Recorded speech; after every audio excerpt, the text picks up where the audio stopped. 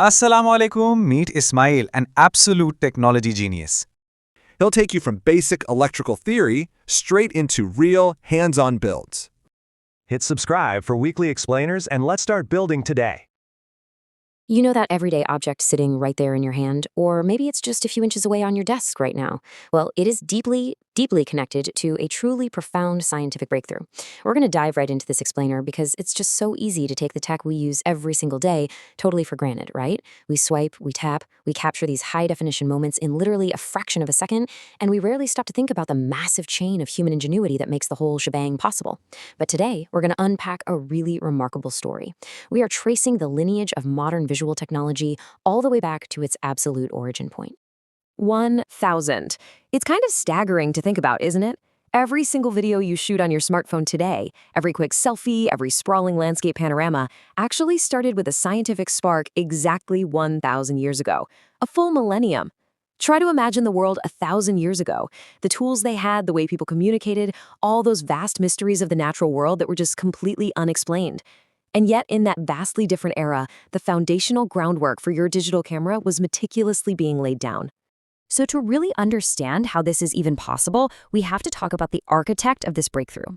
His name was Ibn al-Haytham.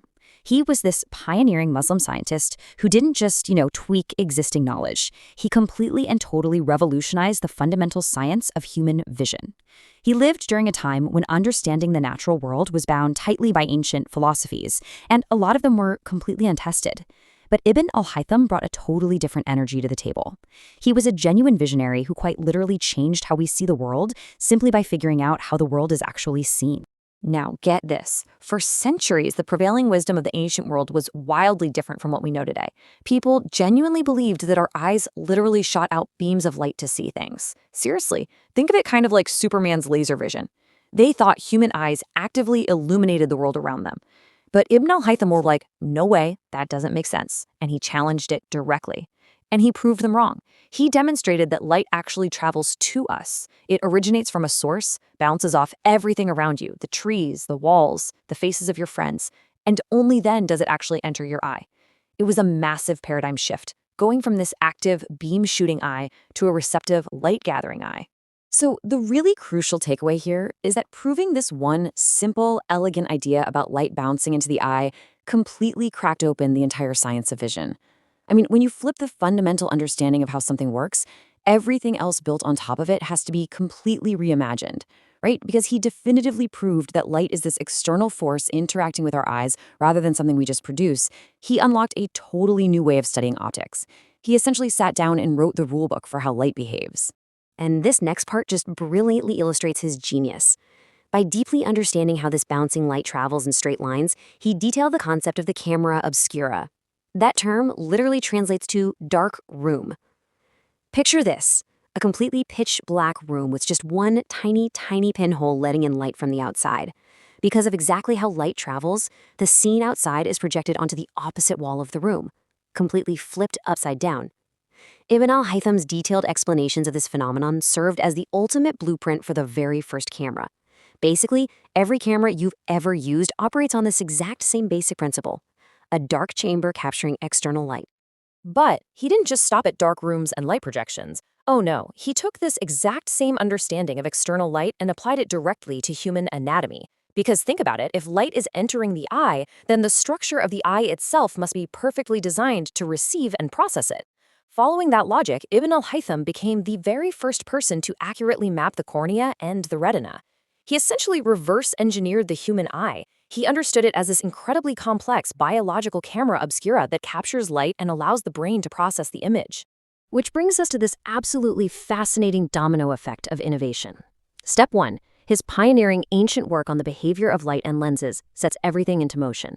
By figuring out how to bend and manipulate light, he laid the foundation. And that leads directly to step 2. Centuries later, the invention of telescopes. That allowed us to manipulate light to see the vast expanse of the cosmos. Then, step 3, the invention of microscopes, bending light to reveal all those hidden microscopic worlds right in front of us.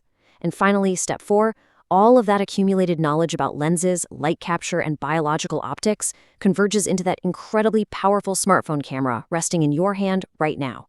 It's just this beautiful, unbroken chain of discovery. So the next time you pull out your phone, frame up a shot, and hit record, I really want you to remember this concept.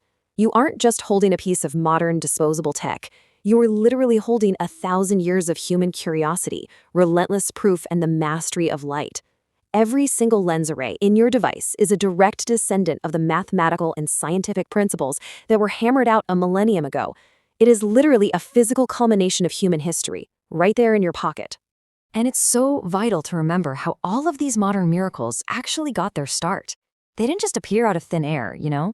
They began simply because one person dared to deeply question the accepted wisdom of his time.